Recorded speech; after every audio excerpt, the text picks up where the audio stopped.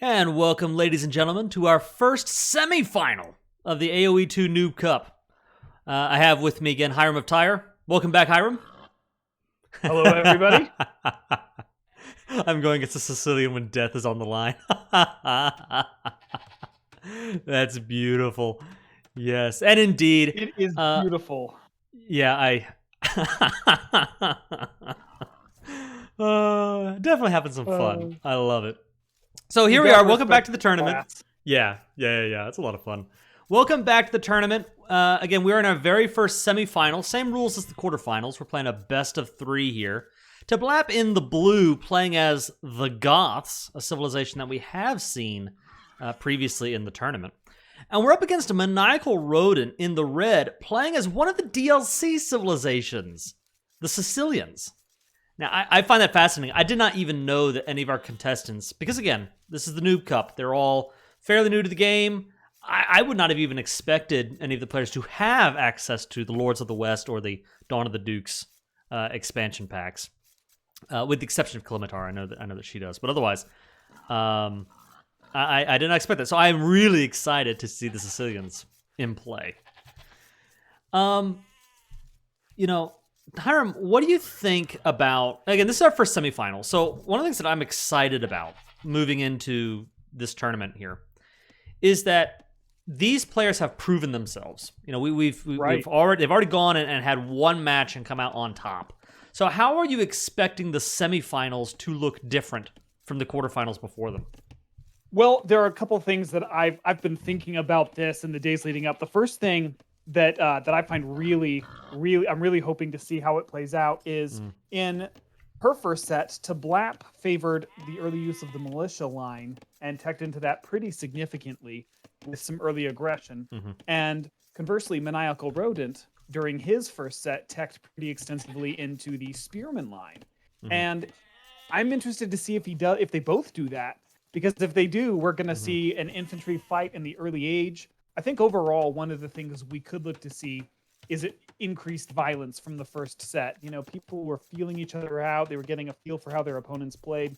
And now everybody has seen or had a chance to see at least a few games by their opponent. There isn't the wild card that there was to begin with. So what we could see is a lot more violence moving in, early aggression, early infantry, maybe even some raiding. I would love to see a drush. Yeah, and that's it is interesting because I think one of the key things that you mentioned is at this point, you know, everyone, I believe all of the contestants have seen the quarterfinal games.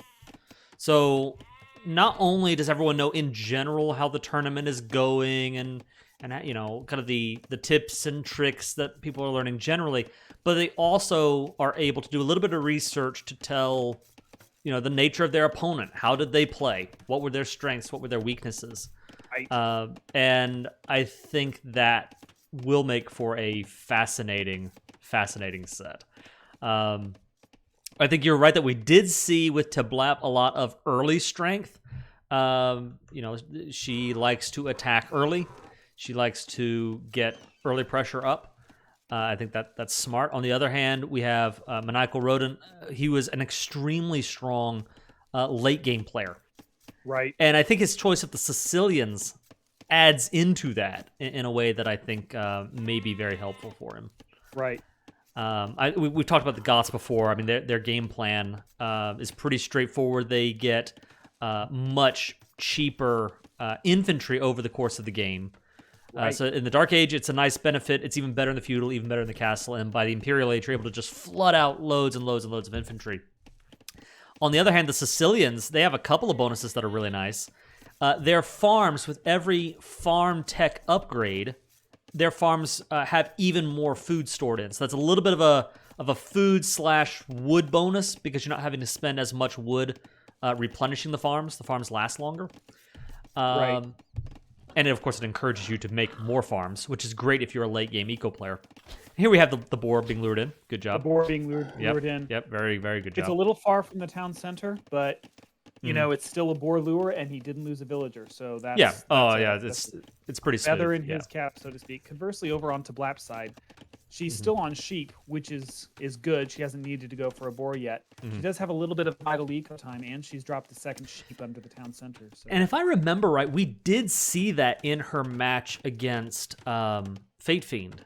It was one of the things that we had pointed out is that she didn't take advantage of the boar and the deer. If I remember right. And that's something that will give Maniacal Rodent an early advantage. We do see, again, almost 10 minutes in here, 9.5 minutes. Right now, there is a little bit more idle TC time for Teh Blap. So you're seeing that translate into a couple villagers down, 16 to 19 for Teh Blap. So we're going to... One thing I want to point out is both civs now have 2 lumber camps. They're both splitting their camps, which is good. That's something we don't see typically at this level. Oh no! Here we go. Okay, run! Get inside! Run! No. She transitions from the sheep into the boar before the sheep is gone, and it saves her villagers. So good for her. Yeah, and I'd say 82 food is not the worst. I'd still like her to take a vill and gather from that sheep, but that's really not the biggest thing in the world. What I do is I finish off the sheep and then move to the boar because it's actually faster to have all of your villagers on one animal, assuming there's room to harvest, than it is to split them. Some on this and some on that. And if you leave them on the sheep without watching closely, then there's always a chance that they'll split off and fill. Look at that! She did it. She actually did it. She did do it. What do you know? Nice. All right. Is she listening into the stream? I mean, I hope not. Seeing as the games were played several hours ago, I doubt it. But you never know. She might be a time traveler. Right. So, yeah, meanwhile, and again, I think that's the second boar down for Maniacal Rodent. Maniacal has pulled his second. Yeah, again, really, really good job there. With the proximity of Teh Blap's mill to the deer next to her second boar, I'd be interested to see if she goes for the deer, especially because you get an advantage as the Goths. Your hunting, harvesting is more efficient. It's done better. So, now one of the things I find really fascinating, one of the smaller bonuses that the Goths have is that they do more damage against boar and wild animals, and they they have more pocket room for wild game meat. So, here we saw that she had 5 villagers on the boar, and I think that the more damage helped save the one villager. I agree. Because they were able to kill it so much faster. Normally, on boar, you would want to have at least, typically you do 7 vills, maybe even 8 vills on the boar. But I wonder, because of the Goth bonuses, if that actually isn't the exact correct, number of vills. I don't know the math off the top of my head, but whether you would want fewer vills on the boar because they can put more, they can do more with the vills that you got. Now we have Maniacal Rodent Scout sitting just outside range of the TC. He can't really see much, but he is strategically placed. I wonder what he's going for. I want to highlight something back at Maniacal's own base that demonstrates to me he watched the replays, was paying attention. He's throwing houses down, and you see him making a line out of the houses. I see that. So he was listening to the last game and thinking, okay, they're talking about making a wall. All right, we'll try that out. Right. I like it. Now, bouncing off of that, one other thing you can do is you can use those pockets of trees, and you can use them to kind of bolster your wall. So instead of just tracing along the entire cliff edge, fall in a pocket of your main eco, and it makes it a lot harder to raid. Just in case you're watching this, Maniacal. Right. But I like it. Barracks coming in for Teh Blap. And he does. And I like this as well. I wonder if we're going to see some infantry. Okay, so we got 2 spearmen out. I'm wondering whether the scout, if he's like, let me actually turn on the fog of war here. Okay, so he's just found the base. Yeah. And I don't know if he's like plotting something, or maybe the scout's just, sitting there while he focuses on the eco. Yeah, I don't know either. But Men-at-Arms upgrade coming in right outside the town center for a while now, just keeping an eye on things. So, what does it mean? I don't know, but it might mean something. Now, often what you would see, and we have 3 spearmen coming in for Teh Blap. Right. The spearmen coming in for both of them. Yeah. So once again, we are seeing kind of a if they were to fight, we would be seeing a spear versus spear fight. Now, I think what may be the case is what's going on here is the thought process. I don't want to get scout rushed. I don't want cavalry killing off all of my eco in the feudal age. So I'm just going to put down 2 or 3 spears and just keep them around as a defensive option, so I have something to fight with in the event that I get attacked. Right. I also noticed she brought the spear force. I didn't check. I don't know if Teh Blap saw the scout and wanted to try to kill it. But we have wheelbarrow coming in. So again, both players have that eye on their eco.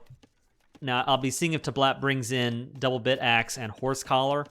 Both of those techs are really important for speeding up how quickly you bring in wood or food, respectively. Where are we at now? Oh wow. Okay, so we have a massive migration of vills into the center of the map. I don't know whether Teh Blap was just looking for deer meat. I think that's what she's going for here.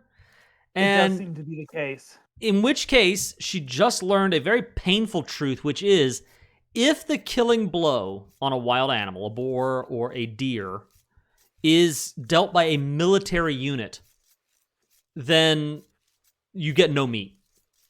It just disappears like a casualty of war instead of a.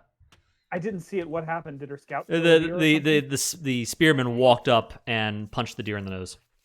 Oh no. Yeah. So oftentimes what you see happen there is if you try to lure the boar in and use the town center, a garrison to town center to attack a boar, it can be great. It does a lot of damage to the boar, but if you kill it with the town center, you get no meat. And so that's kind of a high risk, high reward sort of play. Right. We have a donjon coming up here for the Sicilian player.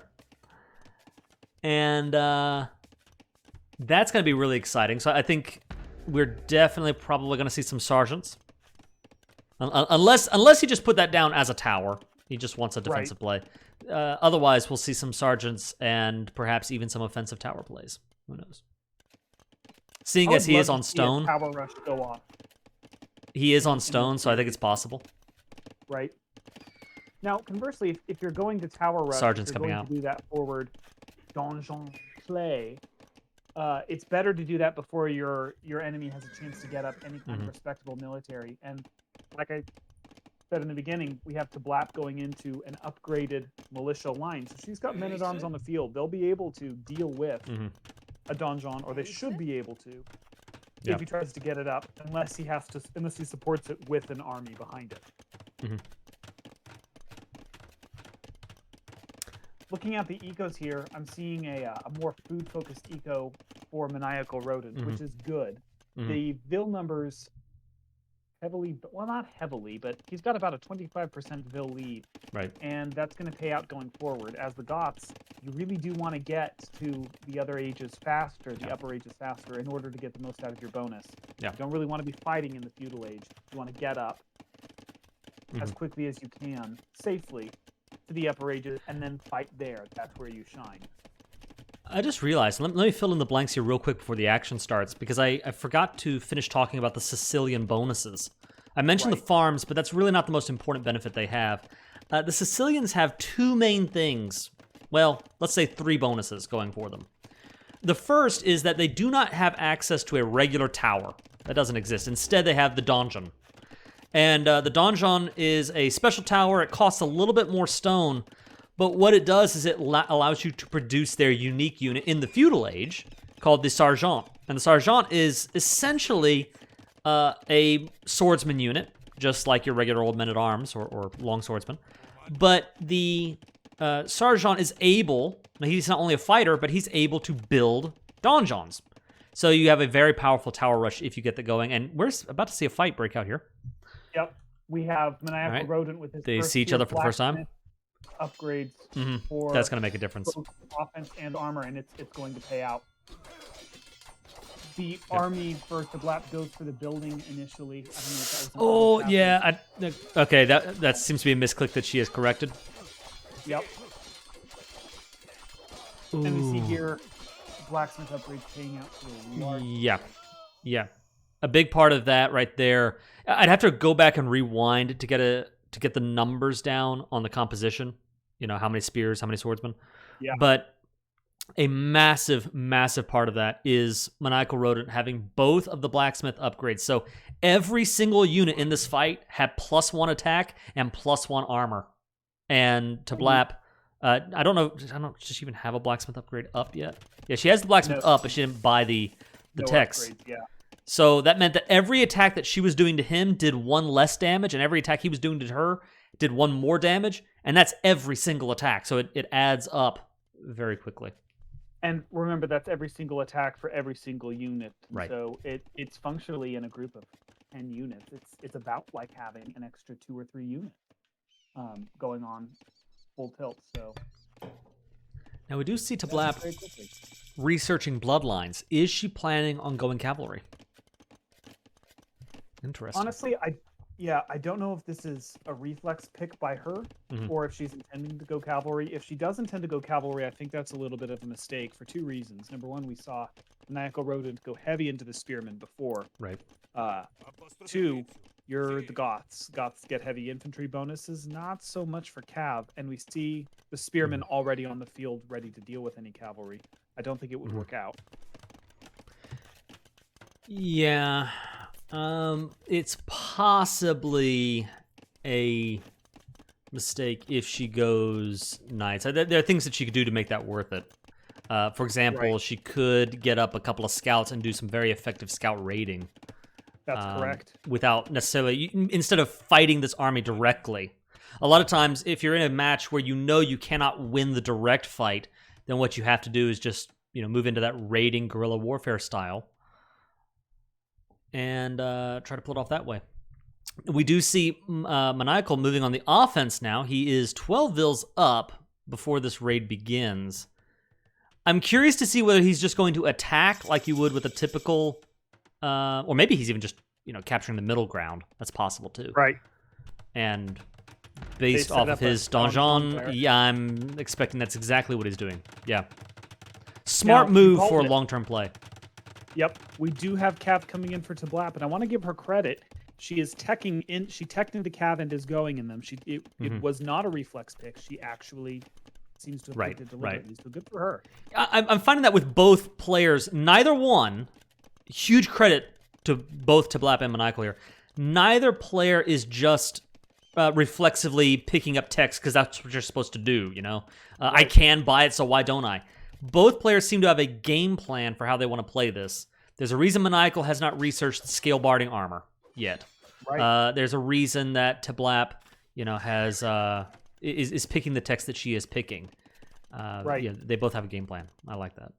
I also like that Teh Blap is moving into the militia line. She just picked up the longswordsman upgrade and not just relying on the fabled Goth Huskarl. Number one, the Huskarl would be the wrong choice into this pick. You're not facing an archer civ, and he's not building archers, so the Huskarl is not the most important thing right now. And I like seeing that she's going into the militia line. A lot of players will ignore the militia because they're boring. Go for a flashier unit. Right. The unique unit. Do the unique unit. Right. It's better, right? It's got to be better. It's not always. Right. Yeah, and you're exactly right. If you're playing the Goths and you are not up against an archer civ, a lot of times it's better to go with the much cheaper base infantry. That is your bonus. That's your benefit. Do that instead of using the Huskarl and that pierce armor bonus. That really wouldn't be helping you that much. And again, they actually have a weaker melee armor. So if you're going to be going into a swordsman v swordsman fight, like Sergeant versus whatever you put out, you're better off building the long swordsman. Right. Maniacal Rodent grabbing relics here. I like seeing this from him in his semifinal or his quarterfinal, and I like seeing it in the semifinal. We got another fight breaking out here. I love the idea generally of mixing in long swordsmen and archers. That is the perfect combination for dealing with what Maniacal has here, as long as they're not fighting under the tower. Right. The only thing is, I don't think the scouts are all that helpful, or the light cav are all that helpful in a direct fight. They're good if... Go ahead. I was just going to say that what she should do, you can use light cav to kill off skirmishers or maybe get them into archers, you know, to get into that quick, you know, melee fight. But otherwise, split these units off and do some raiding while you fight with your main units. With what if you could slip into an unguarded town center, and if you can hopefully distract them from the fight, you can get a lot of villager kills, which pays out dividends. Now watch these numbers here. Look at this HP number and how quickly we went from a, you know, I think it was initially 1,100 total HP for Teh Blap, and then there's like 700 for Maniacal. Yep. You know, and I think that's a fight. Again, I hope I'm not beating a dead horse here. That's the blacksmith techs. I think that if it's not for those blacksmith techs, she probably wins that. But it's +2 attack and +2 armor for Maniacal's units. And as great as Teh Blap is doing elsewhere, she is missing out on those blacksmith techs, and it's costing her. She has picked up some of the eco techs too. Not all of them, but some of them. And that, I do want to point that out. She is doing that a lot. She's doing very well there. Yep. Yeah, both players are doing great. Yep. Yeah, I mean, Maniacal has positioned a forward mining camp. He took the villager. I like this. He was used to build a castle, and he positioned the castle to guard. Obviously, it was being covered by the donjon already, but the castle does cover something. It's not just thrown out in the middle of nowhere somewhere. Yeah, I love that it covers both the gold and a critical choke point that they will be fighting over.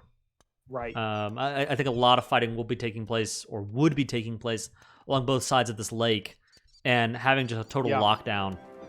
Because the Sicilians, jumping back to the bonus conversation, one of the bonuses that the Sicilians have, other than the donjon, they build their town centers and castles 100% faster, so twice as fast as normal.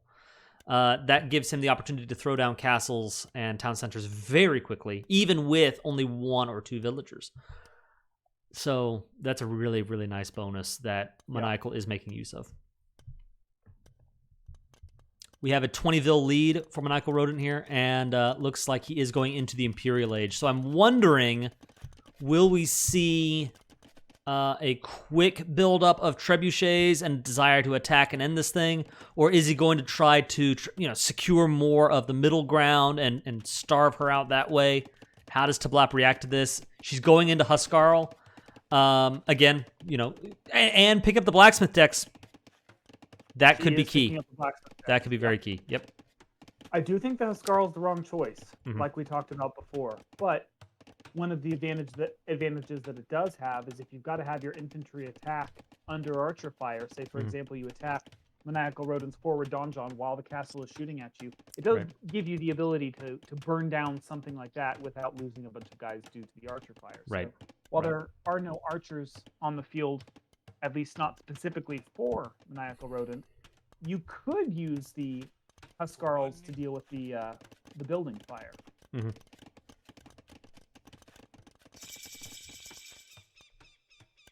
Teh Blap picking up the barding upgrade from the blacksmith. Yep, and scaled mail armor coming in. Yep.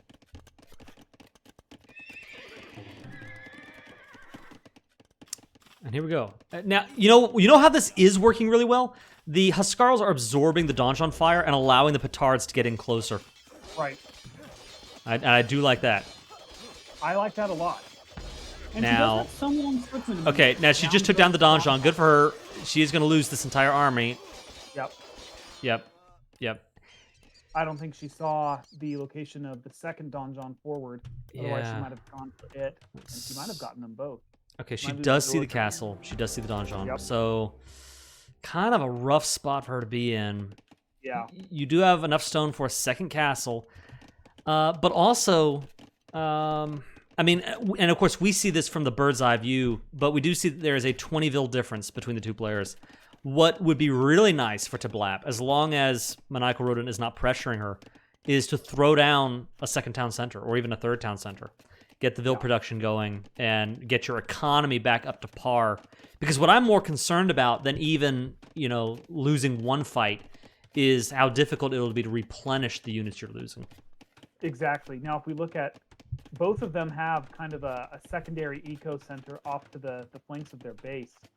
And if you throw down, and they both have the resources for it, if you throw down a town center there instead of a mining camp or a lumber camp, and you keep that going, that pays out massive dividends. Not only that, it gives you a place to garrison your villagers if they get raided. Right now, if those places get spotted, those villagers are probably just dead. You won't be able to get them to safety in time. Yeah, right here we have 19 villagers from Maniacal Rodent. And let's say, earlier we had the 5 scouts along with the men-at-arms and the archers.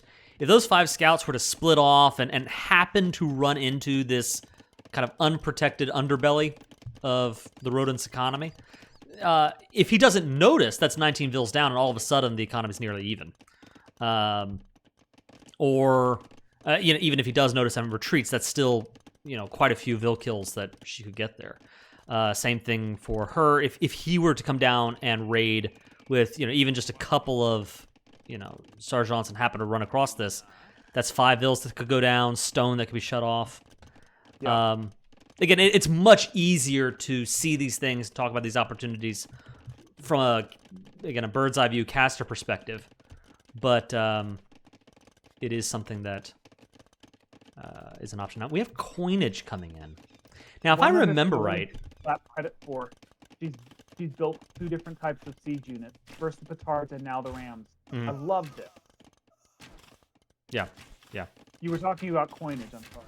I was just she's bringing coinage. Now, if I remember correctly, doesn't coinage only affect tribute costs, tribute fees? I don't remember off of the top of my head, but it might reduce the commodity trading fees as well. I think that's guilds, if I remember right. No, you're correct. You are correct. Okay, yeah, so we do see... here's another fight breaks out. Teh Blap is making, I think, the right choice. Well, I say the right choice. Archers are the correct counter to sergeants. That is what you should build. The trouble is Maniacal has gone into a lot of sergeants. He's got 32 here. And so there just wasn't a high enough mass of units to take on these guys. Right.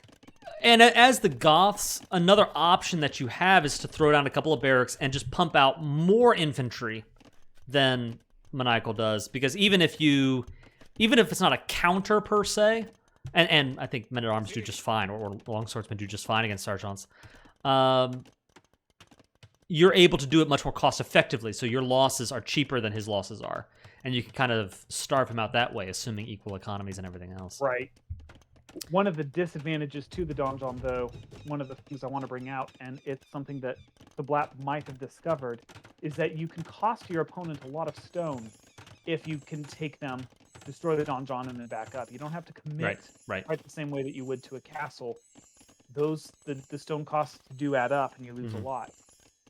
Unfortunately, I think Teh Blap is taking fights that she just doesn't have the ability to win, and little by little, one at a time, those kills add up, and the eco isn't there to support it. Yeah, I mean, it's one of those things where having 2 swordsmen on the field is more than double the strength of 1 swordsman on the field. It's important to mass up to a certain level, and if you put out 2 or 3 guys and you send those 2 or 3 to attack, well, they're just going to get thrown, knocked down before they can really do anything. Right. I think between the economy and the military, right now, Maniacal Rodent is in a very strong position. He's doing a great job, again, keeping the eco numbers going. He's got a good army composition, and I think even compared to the last game, the last set that we watched against Lyle, he's done even better at building and managing his army. Putting a little bit more of an offensive tempo to what he's doing. One of the things that I like to see, I'm going to say one for each there. Teh Blap is now on her 3rd type of siege unit. First petards, and then rams, and now the mangonel. And the mangonel is a good choice if you have the infantry or the army to support it. Now, we're probably going to see it go down, but she's going for different options. She's not just bashing her head against the same brick wall. She's trying a thing, and then when it doesn't work, she tries something else, and when that doesn't work, she tries something else. Right. One thing I want to point out for Maniacal Rodent is he's been moving his monk forward to support his army. He's been getting some healing from that, and I don't think it would have made a difference overall if he had not done it. But again, these are things that you see people so often just not do, They don't heal their army. They don't repair their buildings, etc. And I love seeing it. Yeah. Yeah, this is really, really solid play from both players. Yeah, I already feel like these are two players who, from the if you define a noob as someone who just has no idea what they're doing, they're just flailing about. You know, they need to they need some more time in the practice range before they should actually go out onto the battlefield. I feel like neither of these players are noobs. You know, they've already graduated past that. They're just showing a lot of really good skill here in this game. It's got me excited for game 2. Me too.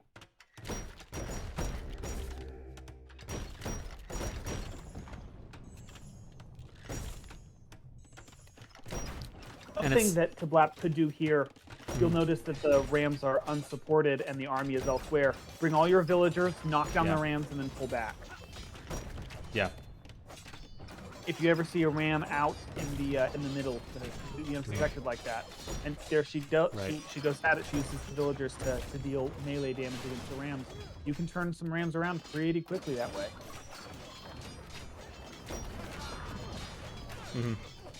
Good job, by the way. I want to point out, Teh Blap also built a house wall, and even here in the Imperial Age, you know, in the late game it's not much. But even here, you see how kind of the momentum of Red's army had to stop for a little while to, you know, knock down some of those houses, and it just gives you, you know, just a couple of extra moments of breathing room. It looks like it won't be enough here. We're down 73 vills to 29, and I don't see, really I don't see Teh Blap, you know, making the moves necessary to kind of recover from this. So. Maybe I'll speed it up a little bit. All right, going to 2. I'm just gonna go to 2 speed here. Yeah, as the Goths, it's hard because if you fall behind in the Castle Age, you begin to lose that momentum. It can be really hard to turn that around. And one of the ways you can turn that around is just get to Imperial Age quickly and take advantage of your bonus. That can help. But with no second town center, there's no way to get to Imperial Age, and there's not really much Teh Blap could do at this point. She's using her market to try to get something out. I respect for that, but it's probably going to go the way it's going to go. I mean, that's likely, yes. We're down. Yeah, I mean, this is. I want to point this out. It looks like the Ballad of Phil continues. There's a house down in the bottom right with several villagers. I see Teh Blap honoring her fallen comrade, Lyle. Yeah, with a little commune here. We have not just Phil, but we have 7 vills who have joined together to create a little village in the corner. But it seems that in this game, the saying has proven true. Never go up against a Sicilian when death is on the line. Maniacal Rodent.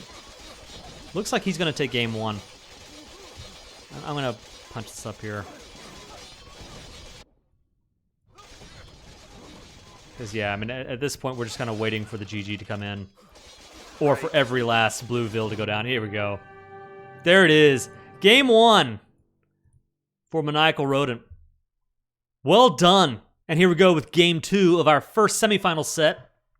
We have Maniacal Rodent in the red, playing as the Goths. So, again, another civilization that we see as very popular. So far in the Noob Cup, I think the Goths may be, next to the Vikings, the most played civilization thus far.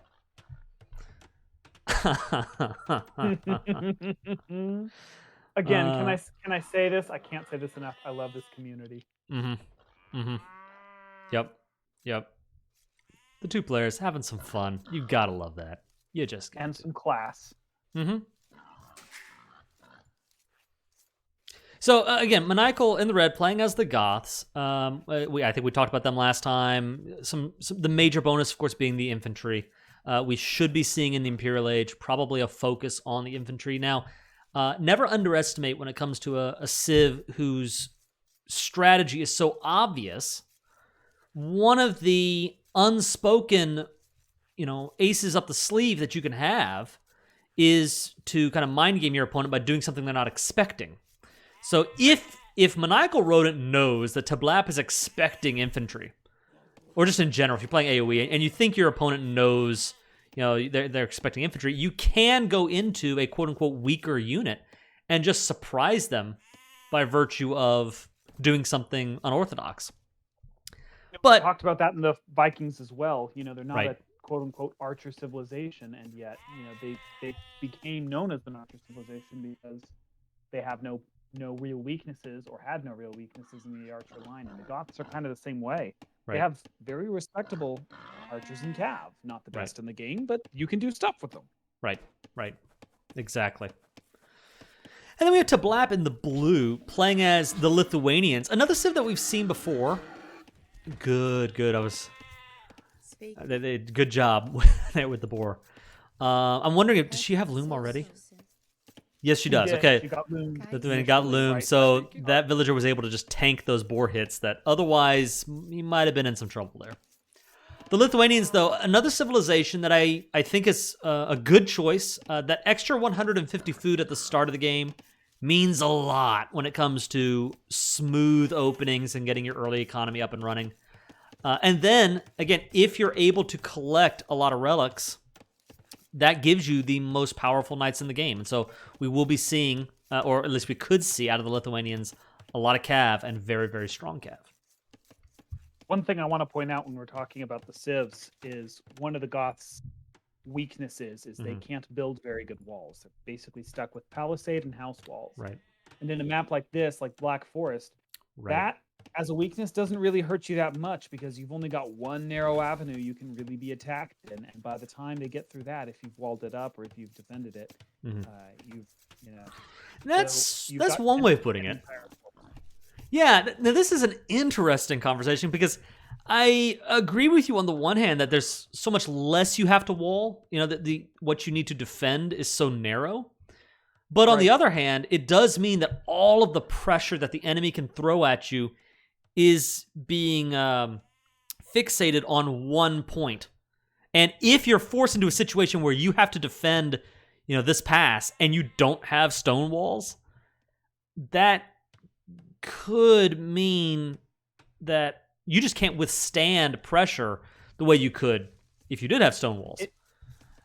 I think as the Goth player, you most likely need, in my opinion, I think you would need to go on the offense and make sure that you're the one putting on the pressure. Because if you're the one receiving the pressure, I would be concerned about how effectively you can withstand that from a civ perspective. I will grant that, but I will say this in the immortal words of J.R.R. Tolkien himself: "Men are better than gates and walls." And as the Goths, your bonus is to men at the expense of walls. What that means is you know exactly where the enemy is going to attack, going to come through that path, at least until you can get, alternatives up, cut through the forest or some such. So if you put enough men there, it's better than having a wall or as good, especially if you put it behind a house wall or two. So it could work out very well in favor of the Goths. In my experience, the choke point is preferred, by far preferred, as the Goths rather than against the Goths. Okay. We do see, there are a couple of things I want to point out as we enter in 8.5 minutes into the game. On the one hand, idle TC times are almost identical between the two players. So, beautiful. If the last match didn't already prove it, I think these are well-matched opponents. At least as far as the early game goes, this is a solid, blow for blow. The eco is lining up nicely. One other thing I want to mention, as far as the Lithuanian player, I mentioned that Teh Blap will want to get the relics for those knights, but there is no way on earth that either player will ever discover this relic hiding in the corner. I don't know if that's just unlucky map generation or if that's typical for Black Forest, but no one is finding this relic. That's just not happening. So I think, and I think it's unlikely that Teh Blap hits the Castle Age, runs a monk down, and successfully snags, these two relics out from under Maniacal Rodent's nose. Agreed. So I think at maximum she gets +2 for her knights, which is still respectable. That gives her very, very, very strong cavalry, but it means that I don't think we see more than +2 over the course of this game. Agreed. it's going to be hard, definitely, to make the most of the Lithuanian advantage. I think, and again, for those who don't know, these players chose these civs blind in that they had no idea what their opponent was playing and what map they would be on. And so you roll the dice a little bit in that regard. I think the dice have come out in the favor of the Goths this time. We'll see. This is if I were the Lithuanians, knowing what you just said about the relics and knowing what I know about the Goths and Black Forest, it's a tight position. You do not have a very clear line, a very possible line, not a very clear line to victory. What the Lithuanians would need to do is put out infantry and spearmen, and kind of forego the cavalry for the beginning in order to deal with the Goths. Yeah, and I just did a quick tech review. One thing I will say about the Lithuanian players, I think that when it comes to their... the Goth player has certainly cheaper infantry. And I'm not sure about better infantry, like man-to-man, but the cost benefit is so strong that the Goth player will almost always have more infantry, or just superiority via numbers than the Lithuanian will. Right. But when it comes to the other options, the Lithuanian player has better tech. So in the archery range, neither player apparently gets access to Arbalest, but the Lithuanians do have Thumb Ring, and the Goths don't. So man-to-man, Lithuanian archers are better. And, I mean, certainly knights, it goes without saying. The Goth knights aren't bad, that's an option. But if you have fully teched Lithuanian knights versus fully teched Goth knights, especially when you throw in the relic bonus, the Lithuanian knights will win that. So I think that there's strategic flexibility that the Lithuanian has. Holy cow. Just Teh Blap lured a boar. It looked like from all the way in that little enclave where there were 6 boar, all the way back to her town center without losing a villager.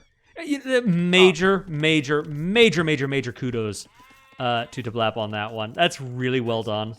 Because that's not just a small lure. You're not walking a couple of feet away. That takes focus. Good job. Now, I will say, if she happened to see that there are like 5 boar down here, there's no shame. And I think the best play is probably come down, build a mill, and just, shoot these guys one after the other. So. But especially if she didn't see it, or she didn't realize, or, your headspace is in a different area, and you only have so much to give. Grabbing it and pulling it anyway, kudos to her. Yeah, that's massive. And I think that's something that, earlier we were talking, and I was giving praise to Maniacal Rodent for, taking advantage of the wildlife, the boar, the deer. I don't know that I've seen yet, and I don't know that he will try to move out and claim any of this center food. So if Teh Blap has kind of a monopoly on all of these extra resources, that could be a benefit for her. Massively so, especially because food translates very well into both infantry and cavalry, which is kind of where she wants to go. Here's another reason another reason not to go cavalry for Teh Blap.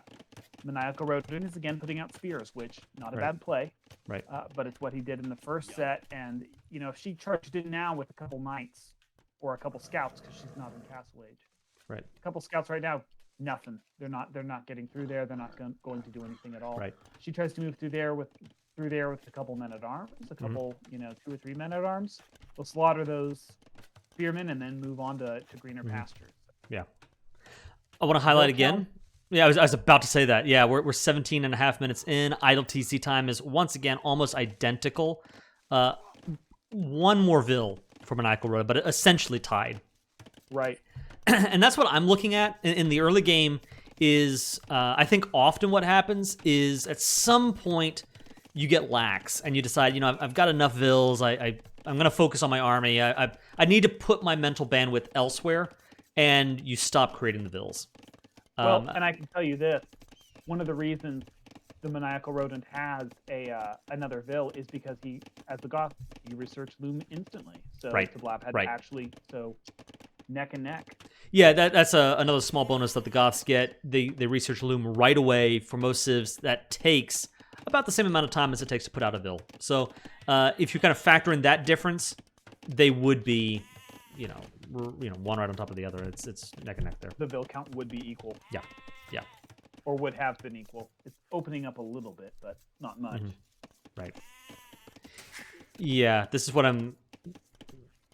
We'll see if that the idle TC time is kind of blowing up a little bit. We're going to see if that stabilizes, or if, again, if we kind of get stuck at that 27 Vil count and decide that we're good there. I love...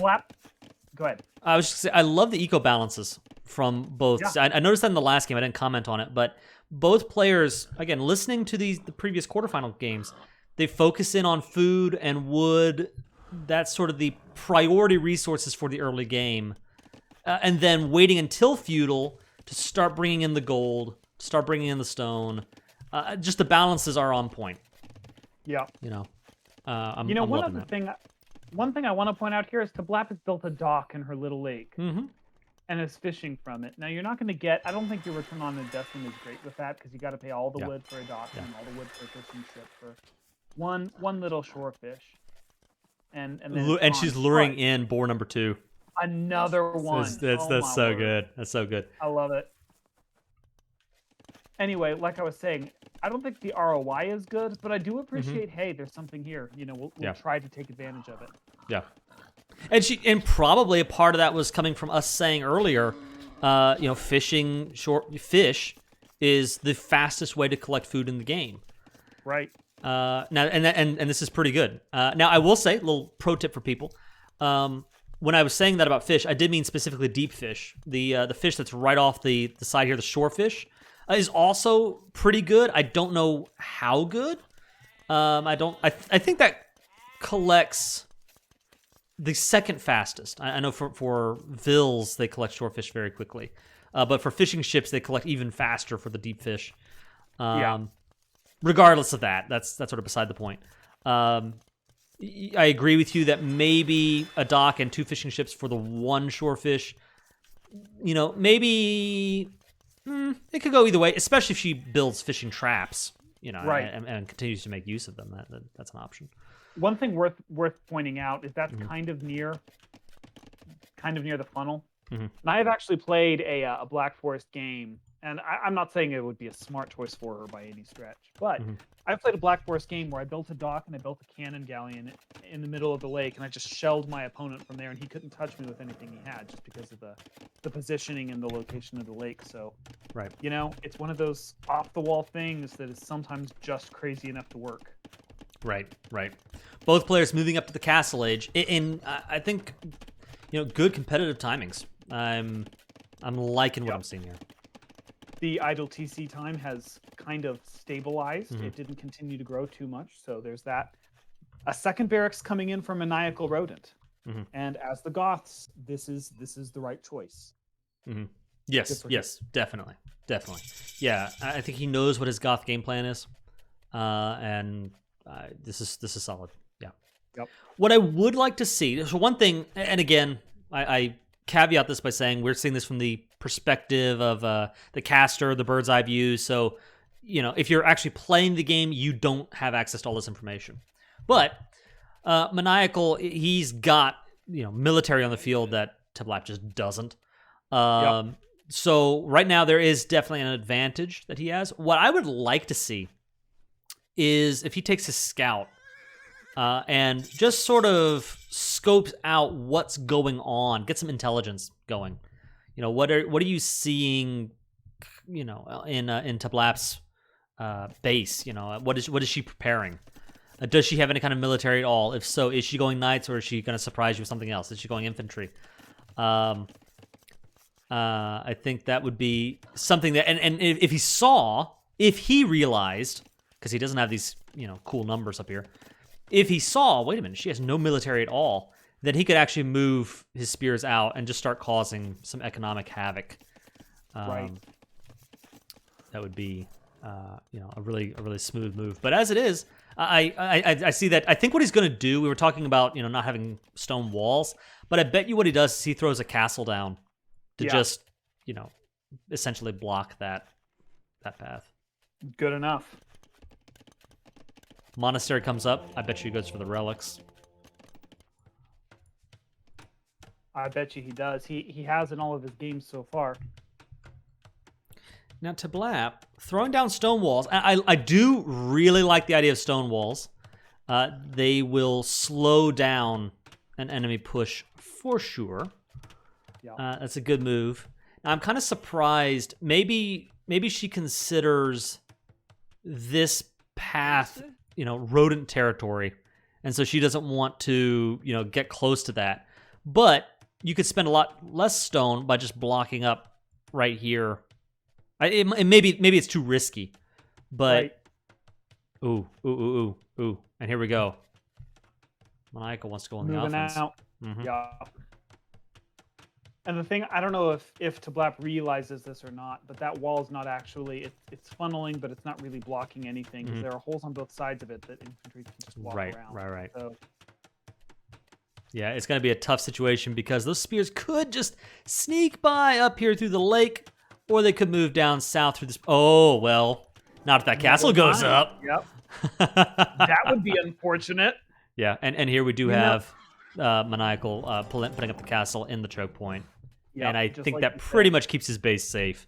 I doubt Teh Blap decides to go raiding past it. So right, at least until we get to the Imperial Age. Right. Which, speaking of which, Teh Blap is close-ish too. She could start teching up very quickly if she wanted. Now we haven't seen the relics come in for Teh Blap yet, which is going to be hard for her to leverage her civ's advantage without the relics, without those bonuses. The big thing you've got is Cav, and those Cav don't do anything.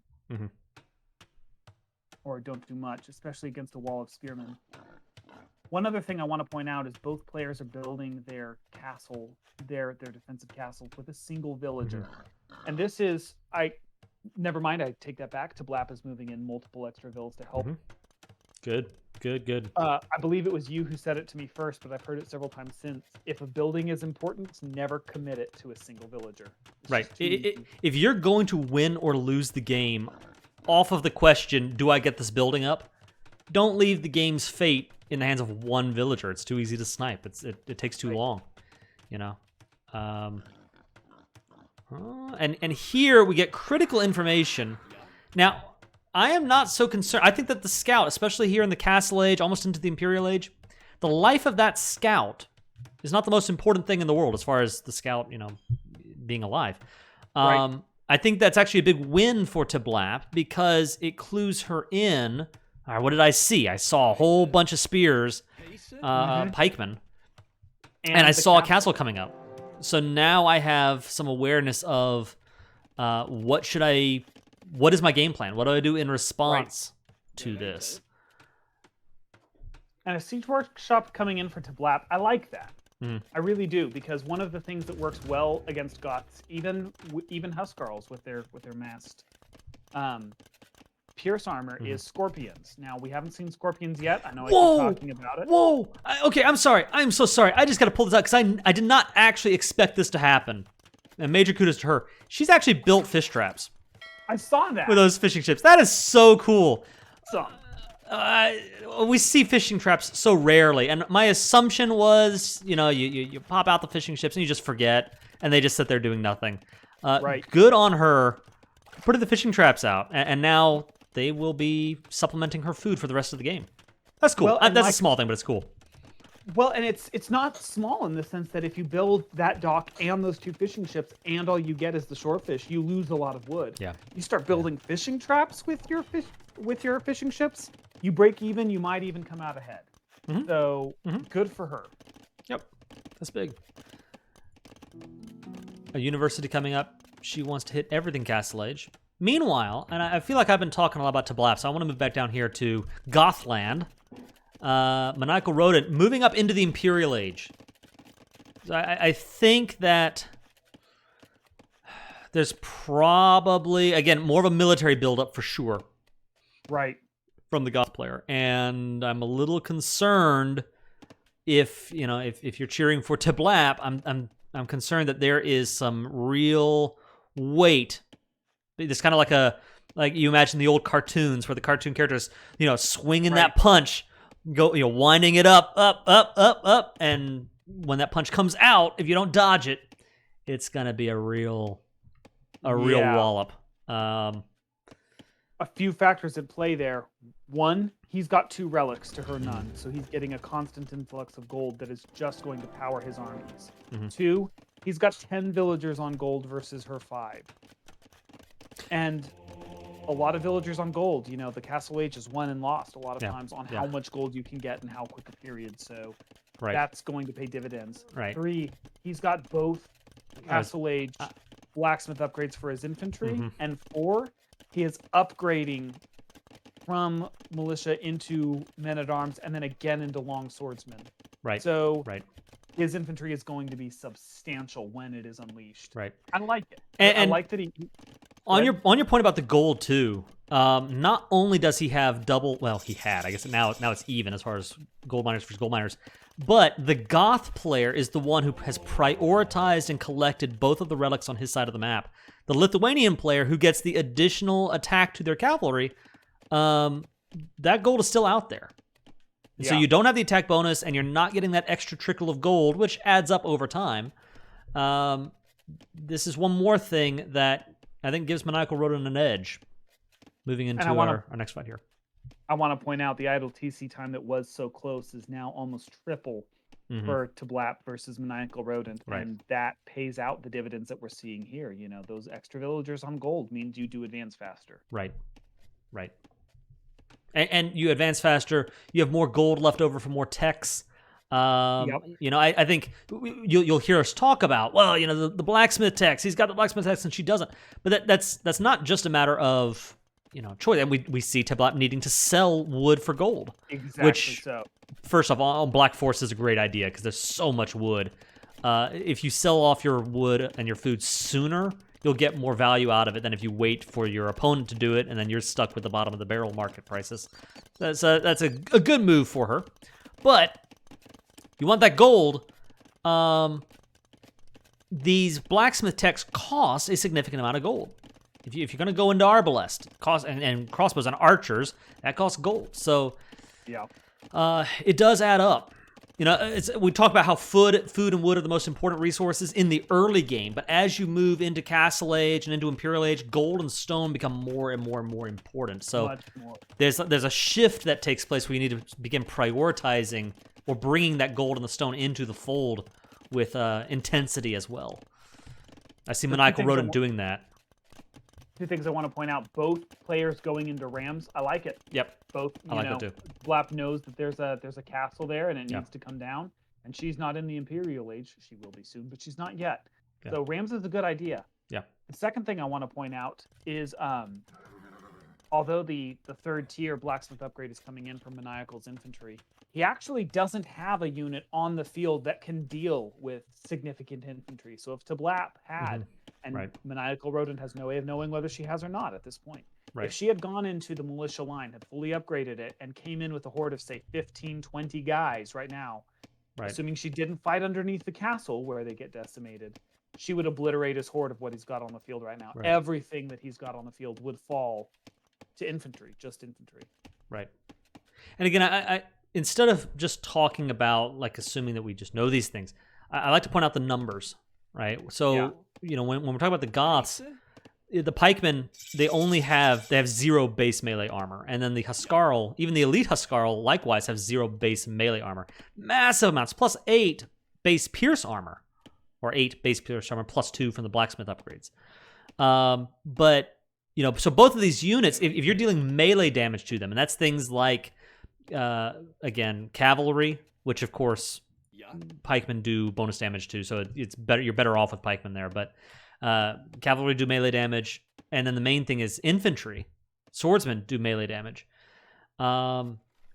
They are significant against the pikemen. Mangonel, actually, believe it or not, even though it's a ranged unit, it does melee type damage. The bluntness of the boulders, as opposed to the sharpness of an arrow, causes it to do melee damage.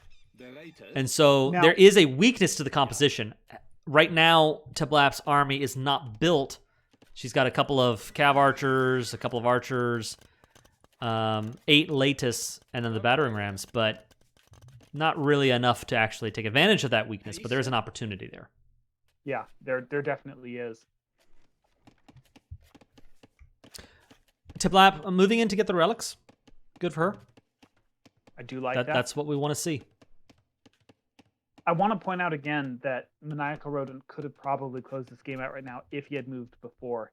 Now he's going to have to move in against an army that is a lot more even. It was 20 to 1, 30 to 1. Now it's 45 to 26.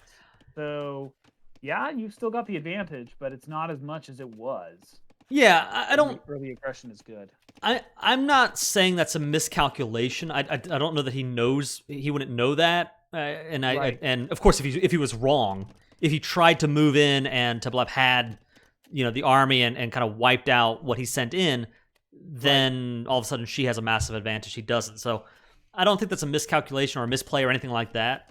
It kind of goes back to what I was saying earlier about the scout. If he did have that intel, he maybe could have done something. But as it is, I think he's making the right play by getting up a mass of trebuchets.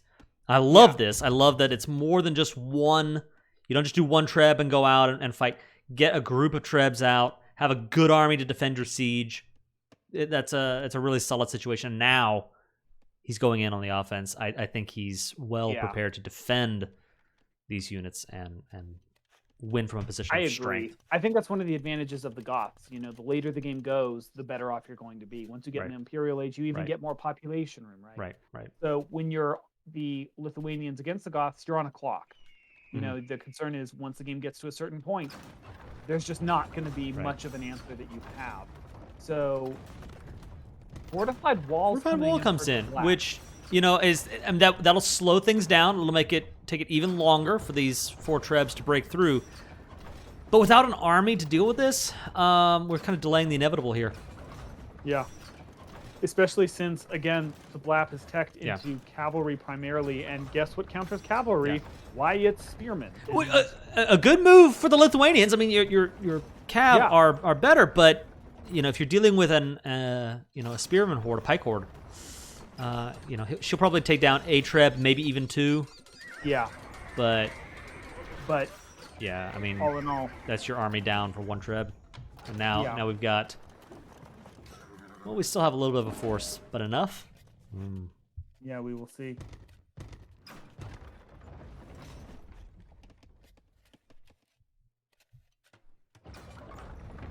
I know it's stupid. More barracks coming out for Maniacal. Again, I really approve of this, where I think that for a lot of players, frankly, this is something I do from time to time, is when I start winning, I focus in on my attack and I try to end the game right there, and I just stop the economy. I stop the building of more production buildings like barracks, and to see Maniacal move in behind his advances and continue to develop his kind of the organization behind the army is a really, really solid move. We're about to watch a ram dogfight. This is hilarious. Yeah. I love it. I love seeing players build rams because so many don't. So both of them recognizing the importance of the rams.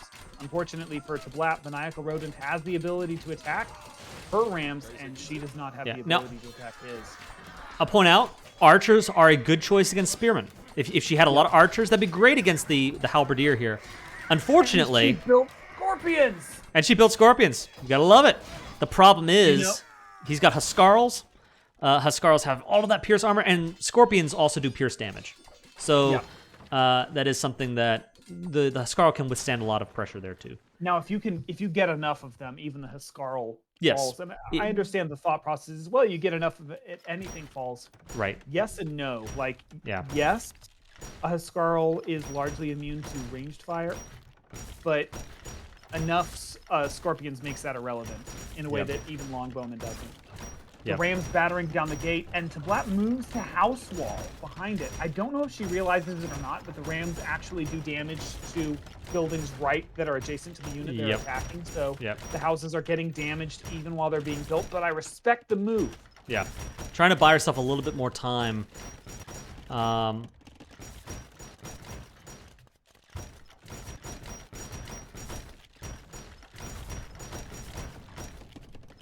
Yeah, I think this is one of the situations where we're dealing with a Goth flood now. We've got a lot of, a lot of Halberdier on the field, Huskarls on the field, all of these siege units. The Trebs don't even have to move. The Trebuchets are moving in. No, they don't really. A second castle coming in from Maniacal, and again, Teh Blap, she's in Imp. She's trying to get up some Trebs, but you're not able to support the Trebs. And there's not much you can do. The flood's going to break through. Yep. The castle will go down.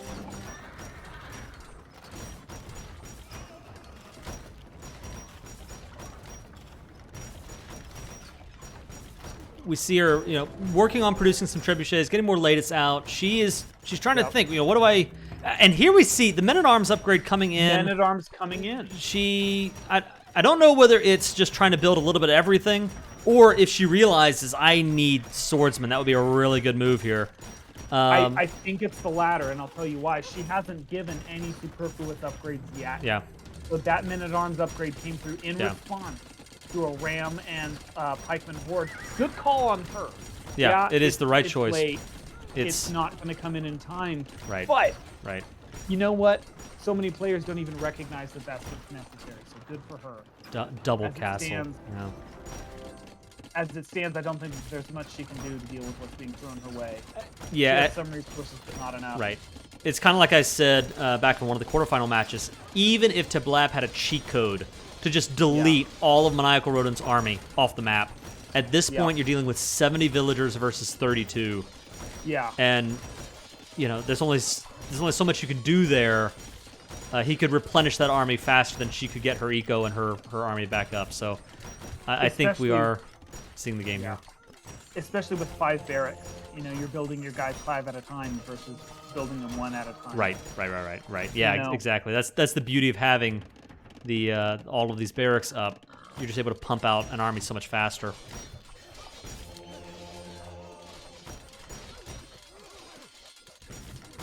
Good game for both. Good game. Good game and good series. Good set. Something I really liked about this particular match is it was Black Forest, but we did not wind up with a 4-hour-long slog like so often happens on Black Forest. Don't get me wrong. Sometimes it's fun to play just because it gets tense and a battle is won or lost at one choke point. It can be just super fun. But from the casting perspective, well, the fight's still going on. Yeah. We'll check back with you in half an hour to see how it goes, Yeah, and that's a credit to both players that they both kind of had a game plan for it. How do I win this thing? How do I go on the offense and win? I like that a lot. I agree. Solid performance from both players. Again, like I said earlier in the first match, I feel like neither one of these players feel like noobs. Neither one of you don't really get a whiff of I have no idea what I'm doing. I'm scrambling. Both players came into these matches with a game plan, with a strategy in mind, and I think you see massive improvement from both players over their previous sets. So you could tell they were paying attention in the quarterfinals and watched the replays. Absolutely and brought that to their performance here. And go ahead. Sorry. No. Please go ahead. I want to say again, no disrespect at all to Maniacal Rodent, but Goths versus Lithuanians on Black Forest is a match that heavily favors the Goths. So I think we saw a little bit of that play out. A massive cavalry, or I'm sorry, a massive pikemen dealing with the obvious Lithuanian strategy. There is a little bit of a civ advantage there for sure. But like you've also said before, it's really way more about the players behind the keyboard than it is the civs themselves. And I got to say, I think Maniacal played this really well. We've mentioned several things, strong eco upgrades. One thing you'll notice if you take a look in the corners here, you'll see that Maniacal Rodent picked up all of his eco techs.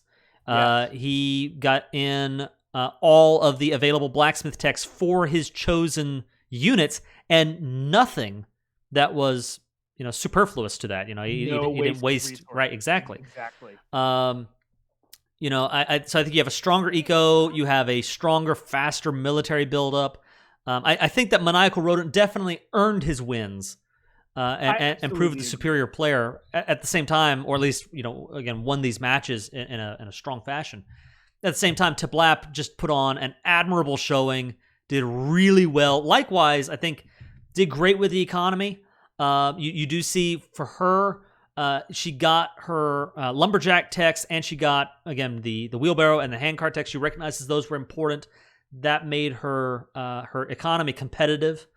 I think you saw, likewise, a similar sort of focusing on what sort of blacksmith tech should I get, what sort of army units should I build. Maybe not quite as focused, and ultimately she found the right units, but just a little too late to have it impact the game. But both players did very, very, very well, and they should both be very proud. Absolutely agree. One thing I will say, I just want to say this before we close. We talked about no wasted blacksmith techs. Even if you're not building archers, one thing worth building is the fletching, because it empowers your castles. That's true.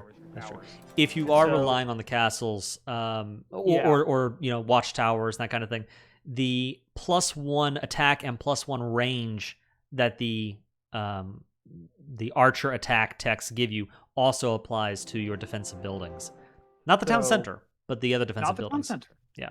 So, don't take what we're saying about wasted resources and let that keep you off of fletching. Fletching is one that in most games, in almost every game, is worth picking up. Right. In my opinion.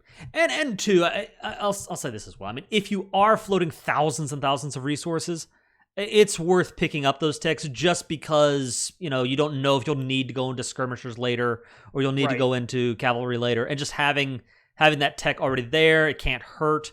But in the early stages, early on, when you're building your army and you're sort of focusing in on a couple of key units, prioritizing those blacksmith techs and not just sending your resources everywhere is a key thing. And so I think both players have done that very well. Very good job from Agreed. both. So Maniacal Rodent progresses on to the finals. We have our first finalist. There we go. And Teh Blap moves on to battle out for the against the other semifinalist who does not progress for third place. We will have a third place decider match. Neither player out of the tournament. Out of it yet. Right. Right. And of course, Teh Blap will also get to play in the special match. That's right. Coming up a little later on as well. That should be a lot of fun. That's right. But anyway, again, congratulations to both players. Really well done. Congratulations to Maniacal Rodent, our first finalist for the AoE2 Noob Cup. Well played, both of you, and good luck to both of you with your future matches. Hiram, anything else? Just congratulations to both players. I know we've said it about 1 million times, but it's worth saying again. You did this where I did not. Right. And that, as somebody who grew up playing AoE and was still too afraid to play in true PvP for a long time. Right. I continue to have respect for those of you who do what I was too afraid to do. So good for you. Exactly. I'm proud of both of you. Well done. Well done indeed. I think that covers it for this broadcast. So this is the Iron Kaiser along with Hiram of Tyre signing out. Cool.